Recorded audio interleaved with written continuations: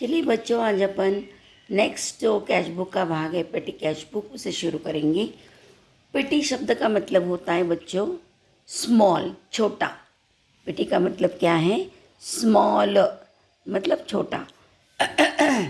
तो जहाँ पर बिग ऑर्गेनाइजेशन होते हैं, बड़ी बड़ी संस्थाएं होती है, बहुत बड़े पैमाने पर जहाँ पर ट्रांजैक्शंस होते रहते हैं, वो लोग अपने कैश ट्रांजैक्शन को भी दो भागों में क्या करते हैं, डिवाइड करते हैं। एक ह्यूज कैश मतलब बड़ी कैश के लिए, बड़े पैमाने पर बड़े अमाउंट में जहाँ पर ट्रांजैक्शन होते हैं, ऐसे जो ट्रांजैक्शंस हैं उसकी एंट्री जो है वो कहाँ की जाती है? मेन कैश बुक में की जाती है, जो हमने अभी पिछले सप्ताह में देखा। मेन कैश बुक हमने 2 कॉलमनर कैश बुक देखा कि cash comes in, cash goes out. फिर with bank column bank column means cheques comes in, cheques goes out. Cheque आया, चेक दिया, इशू किया, चेक रिसीव्ड किया, चेक दिया, इश्यूड किया। इस प्रकार जो बड़े अमाउंट के जो ट्रांजेक्शन्स होते हैं वो मेन कैश बुक में होते। ये वाला जो कैश बुक है जो हम देख चुके, उसको मेन कैश बुक बोलते हैं। फिर ये मेन कैश बुक जो हैंडल करता है, जो चलाता है, उसे कहते हैं मेन या हेड। मेन या head cashier, head cashier, main cashier. ये हेड कैशियर क्या करता है? फिर इस पेटी कैशियर को, क्योंकि ये जो कैश डिपार्टमेंट है ये इसी का एक हिस्सा है। बड़े अमाउंट के ट्रांजैक्शन इसमें एंटर्ड होंगे, छोटे अमाउंट के ट्रांजैक्शंस इसमें एंटर्ड होंगे, तो इसी का ये हिस्सा है। समझ में आ रहा है? तो ये जो हेड कैशियर है वो इस कैशियर को, ये जो छोटा डिपार्टमेंट जो संभालता है उसे पेटी कैशियर बोलते हैं। फिर ये जो हेड कैशियर होता है वो हेड कैशियर ये पेटी कैशियर को क्या करता है? हर महीने एक निश्चित अमाउंट उसे खर्च करने के लिए देता है। मान लो कि हर महीने वो 1 तारीख को 2,000 रुपये हेड कैशियर पेटी कैशियर को क्या करेगा? सुपुर्द करेगा, देगा। फिर इसमें से ये 2,000 में से ये जो पेटी कैशियर है वो पूरे महीना भर क्या करेंगे? छोटे छोटे खर्च जो होते हैं वो करता रहेगा, और फिर साल महीने के एंड में वो अकाउंट क्लोज करेगा। मान लो उसके पास बैलेंस बचा, 1800 उसने खर्च किया था एंड 200 रुपये उसका क्या मिला है? बैलेंस उसका बच गया है। फिर पेटी हेड कैशियर क्या करता है? अगले महीने में पहले तारीख को उसे 1800 रुपये ही देगा, क्योंकि ऑलरेडी 200 रुपये उसके पास है एंड 1800 रुपये जो है वो खर्च किए हैं, तो ये देगा। तो 1800 और 200 मिलकर उसके पास कितने पैसे होंगे? 2,000 रुपये हो जाएंगे। ये जो सिस्टम है इसी को इम्प्रेस्ड सिस्टम कहते हैं। क्या कहते हैं? Impressed system. हर महीने की पहली तारीख को इतना पैसा देना है पेटी कैशियर को, हेड कैशियर देगा, पेटी कैशियर महीना भर खर्च करता जाएगा। जितना खर्चा होगा उतना ही पैसा नेक्स्ट मंथ उसे मिलेगा, ताकि उतना जो खर्चा हुआ है और जो बैलेंस बचा है दोनों मिलकर उसके पास उतनी ही अमाउंट हर महीने की पहली तारीख को उसके पास होनी चाहिए। सेम चीज़ हमारे घर में होती है बच्चों। जैसे तुम्हारे पिताजी नौकरी धंधा करते हैं, पैसा कमाते हैं और वो सभी प्रकार के खर्चे वो खुद करते हैं, लेकिन हर महीने तुम्हारे पिताजी तुम्हारी माताजी को कुछ पैसा घर खर्च के लिए देते हैं। फिर जैसे आमदनी होगी उसके अनुसार वो अमाउंट होती है, 2,000 होगी, 10,000 होगी, 5,000 होगी, जो भी होगी। मान लो कि 5,000 हर महीने तुम्हारे माताजी को मिलते हैं तुम्हारे पिताजी से, यानी तुम्हारे पिताजी हो गए मेन कैशियर, जो पैसा कमा कर लाते हैं, बड़े खर्च वही करते हैं, मेन कैशियर। और वो हर महीने वो हो गए हेड कैशियर, हर महीने तुम्हारी माताजी को पैसा देते हैं, तो तुम्हारी माताजी कौन हो गई? पेटी कैशियर। फिर तुम्हारी माताजी जो पैसा मिलता होगा उसमें से हर महीने जो छोटे छोटे खर्च होते हैं, दूध का बिल है, सब्जी है और कुछ खर्चे, वो खर्च करती रहती है। महीना ख़त्म होने के बाद यदि उसके पास कुछ पैसा बचता है तो फिर यहाँ एक प्रॉब्लम है कि इस पेटी कैशियर के अनुसार घर वाली जो पेटी कैशियर होती है वो बचा हुआ बैलेंस कभी बताती नहीं है, वो बैलेंस अलग रखती है और उसी को पैसा वो क्या करती है, बचत करती रहती है। समझ में आ रहा है? तो हर महीने घर वाला जो पेटी कैशियर होता है उसे हर महीने जो 5,000 मान बोला गया है वो 5,000 उसको हर महीने क्या होता जाएगा, मिलता जाएगा। फिर वो होशियार गृहिणी होगी तो कर कसर करते करते वो क्या करेगी, 5,000 में से कम खर्चा करती जाएगी और अपने लिए पैसा बचाते जाएगी। लेकिन ये यहाँ पर नहीं होता बिजनेस में। बिजनेस में एक एक मिनट का, एक एक रुपए का वहाँ पर हिसाब होता है। तो जितना पैसा दिया जाएगा वो अमाउंट पक्की निश्चित होती है 2,000, लेकिन जितना खर्च किया है उतना ही पैसा मिलेगा। 1,800 खर्च किया तो 1,800 ही मिलेगा, क्योंकि 200 ऑलरेडी उसके पास बैलेंस है। 1,900 खर्च किया तो 1,900 ही मिलेगा, क्योंकि 100 रुपये उसके पास बैलेंस है। और यदि 2,000 पूरा खर्च किया है तो फिर पूरा 2,000 मिलेगा। ये जो सिस्टम है इसी को इम्प्रेस्ड सिस्टम कहते हैं। अब ये पेटी कैश के भी पेटी कैश बुक जो है उसके भी 2 प्रकार होते हैं। एक सिंपल पेटी कैश बुक जिसमें पैसा आया और गया उतना ही दिखाते हैं, लेकिन एक्चुअली आजकल वो सिस्टम नहीं चलती है। तो सिस्टम वो चलती है एनालिटिकल पेटी कैश बुक।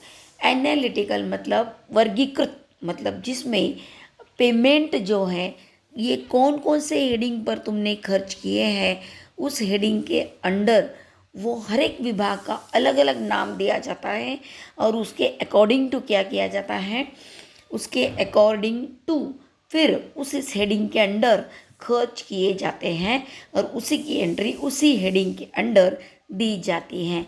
फॉर एग्ज़ाम्पल के तौर पर मैंने आपके लिए ये तैयार करके रखा है, बाद में इसका फ़ोटो निकाल के आपको भेजती हूँ।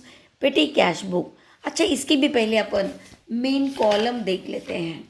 अब ये कॉलम्स देख लीजिए। In the books of Raje mobile company Latur पेटी कैश बुक। इसमें डेबिट क्रेडिट ऐसा कुछ नहीं होता, होता है लेकिन यहाँ ऊपर से लिखा नहीं जाता। अब देखिए यहाँ आएगी अमाउंट रिसीव्ड, तो ये सिर्फ यही बैलेंस कौन सा है, डेबिट बैलेंस है। और debit balance mean debit what comes in, ये एक ही बैलेंस है डेबिट बैलेंस।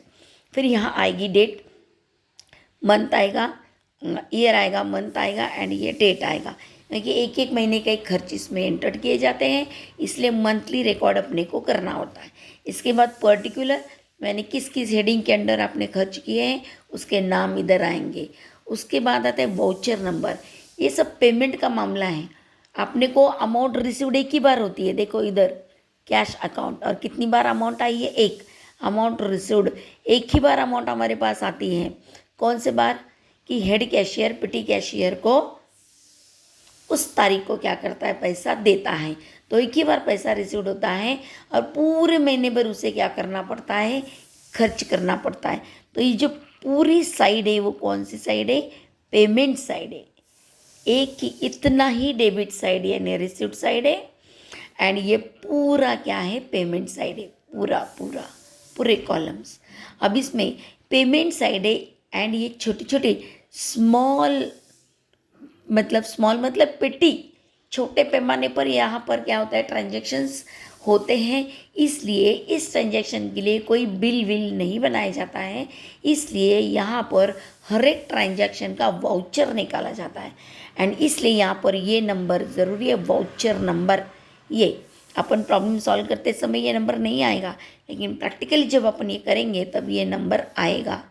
छोटे पैमाने पर खर्च होने के कारण इसका अलग से बिल नहीं बनाया जाता है, और अलग से बिल नहीं बनाया जाता है इसलिए इसका वाउचर को निकाला जाता है एंड वाउचर नंबर यहाँ पर आएगा। फिर यहाँ टोटल अमाउंट पेड, कितनी अमाउंट तुमने पेड की है वो सब टोटल यहाँ पर आएगी। जैसे यहाँ दिख रहा है आपको 6,550 ये पूरा, और इसके बाद तुमने ये 6,550 किस किस आइटम पर खर्च किया है, तो वो जो आइटम्स हैं उसके जो कॉलम्स है ये टोटल कॉलम के आगे ये सब कॉलम्स आएंगे। अब मैं तुमको ये पेमेंट साइड में मतलब ये यहाँ तक तो सब कंपलसरी है। इसके बाद के जो कॉलम है वो मैं तुमको यहाँ पर दिखा रही हूँ। अब इसमें कौन कौन से कॉलम आते हैं? प्रिंटिंग एंड स्टेशनरी, तुमने कोई पेपर्स प्रिंट किए है, स्टेशनरी परचेस की है, तो वो वाले जो आएंगे वो इस कॉलम के अंदर डालना है। पोस्टेज एंड कुरियर, पोस्ट से संबंधित तुमने कुछ चीज़ें खर्च की है, तुमने कुरियर वुरियर वगैरह किया है, स्पीड पोस्ट किया है, जो पोस्ट से संबंधित है उसके ऊपर खर्चा किया है, तो वो इस कॉलम में आएगा। कैरेज एंड कार्टेज, कैरेज मतलब transportation charges of goods and cartridge, इस पर जो खर्च होगा वो इस कॉलम में आएगा। Travelling and conveyance, conveyance travelling एक ही मतलब होता है। ट्रैवलिंग के ऊपर तुमने कुछ खर्चा किया है, मतलब तुम्हारे ऑफिस के काम से कोई अंदर बाहर गया है काम के लिए, टैक्सी फेयर, बस फेयर, ये जो भाड़ा लगता है किराए का, टैक्सी का वगैरह, रेलवे का, वो सब इस हेडिंग के अंडर आएगा। फिर टेलीफोन, टेलीफोन का बिल भरा है, मोबाइल का बिल भरा है, इंटरनेट का बिल भरा है, तो ये टेलीफोन, मोबाइल, इंटरनेट एक ही मतलब टाइप के खर्च है, इसलिए उसको इस एक ही हेडिंग के अंडर डालेंगे। वेजेस के लिए अलग कॉलम बनता है, इसमें सिर्फ वेजेस पेड किया होगा तो वही खर्च इधर आएगा। रिपेयर्स के लिए भी अलग कॉलम बनता है, तुमने कुछ रिपेयरिंग के लिए खर्चा किया होगा तो वो भी रिपेयरिंग के लिए खर्चा इधर आ जाएगा। फिर एडवर्टाइजमेंट पर तुमने कोई खर्चे किए होंगे तो वो एडवर्टाइजमेंट पर खर्चे इस कॉलम में आ जाएंगे। एंड अब ये कॉलम बनता है sundry expense. Sundry expense means कौन से सन्ड्री, सन्ड्री मतलब मैंने उस दिन आपको बोला था, फुटकर जो छोटे पैमाने पर छोटे छोटे खर्च किए जाते हैं, फुटकर खर्च, वो सन्ड्री, उसको इकट्ठा किया जाता है एंड वो इसके अंदर डालते हैं। तो दीज आर सन्ड्री एक्सपेंसेस, ये सन्ड्री एक्सपेंसेस है। तो ये इसमें से कोई भी चीज़ आती है तो किसमें डालनी है? सन्ड्री में। उसमें देखो जैसे रिफ्रेशमेंट, तुम्हारे ऑफिस में कोई आया है बिजनेस में, वहाँ पर कोई आया है, उनको तुमने कोई पार्टी तो नहीं बोल सकते, लेकिन चाय नाश्ता वगैरह अपन खिलाते हैं ना, वो खिलाया, उसका जो खर्च है वो इसमें आएगा सैलरी में।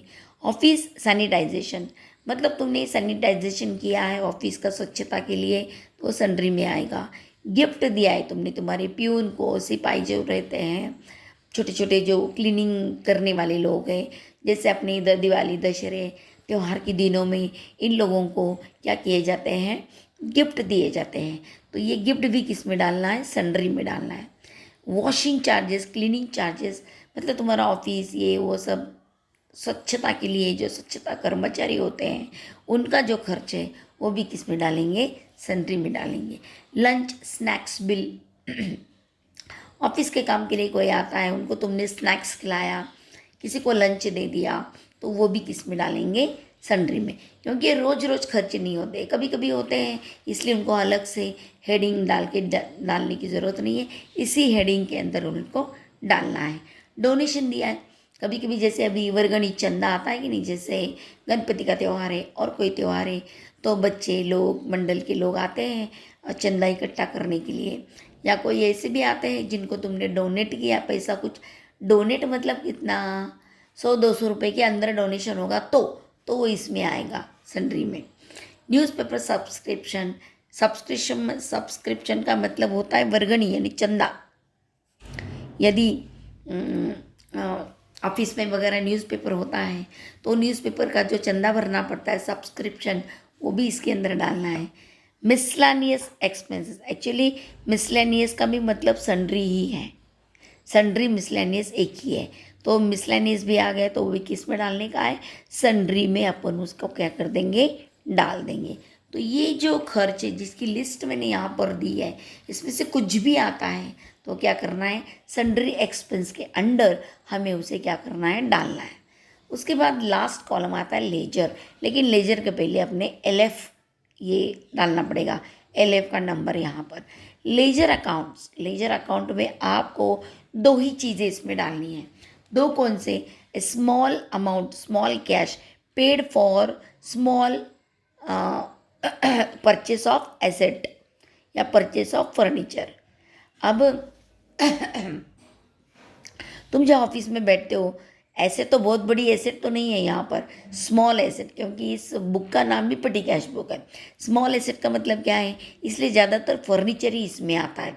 क्योंकि जैसे तुम्हारे ऑफिस में तुमने 2 कुर्सी मंगवा लिया, बैठने की जगह नहीं है तो एक हाथ कुर्सी तुमने खरीद ली, छोटा सा टेबल तुमने खरीद लिया, एक हाथ तुमने स्टूल खरीद लिया। तो ये जो एकदम छोटे पैमाने पर, स्मॉल पैमाने पर यदि तुमने कोई फर्नीचर एसेट परचेस्ट की होगी तो उसको किधर डालने का, इधर डालने का। और ये कॉलम हमेशा लास्ट में ही होता है। हमेशा देखो बच्चों, हमेशा लेजर अकाउंट वाला कॉलम हमेशा लास्ट में ही रखना है। एंड दूसरा होता है कि paid to an account of person, मतलब किसी व्यक्ति को नाम आता है डायरेक्ट व्यक्ति का, paid to Mohan, paid to Akash, paid to अमका, तो व्यक्ति का नाम दिया जाता है। किसी व्यक्ति को तुमने पेमेंट किया है, पैसा दिया है कुछ उसके अकाउंट पर, मतलब उसको देना था वो दे दिया तुमने, तो ऐसा आता है। तो वो लेजर में क्या करना है, अपने को डालना है। लेजर में ये 2 ही चीज़ें डालेगी। छोटे पैमाने पर कोई फर्नीचर खरीदा होगा, एसेट खरीदी होगी तो, एंड छोटे पैमाने पर किसी व्यक्ति को पेमेंट किया है तो उसे डालना है अपने को लेजर अकाउंट्स में। इस प्रकार देखिए बच्चों, ये पूर्व तैयारी हो गई कि अपने को इस प्रकार ये कॉलम जो है, इस कॉलम्स के अकॉर्डिंग्स अपने को बनाना है। इसमें आप ध्यान से देखेंगे तो बच्चों यहाँ पर ये कॉलम्स फिक्स्ड है, मतलब amount received, date, particular, voucher number and amount paid. यहाँ तक कॉलम्स क्या है, फिक्स है। ये पहले अपन क्या करेंगे, इसको बना के रखेंगे।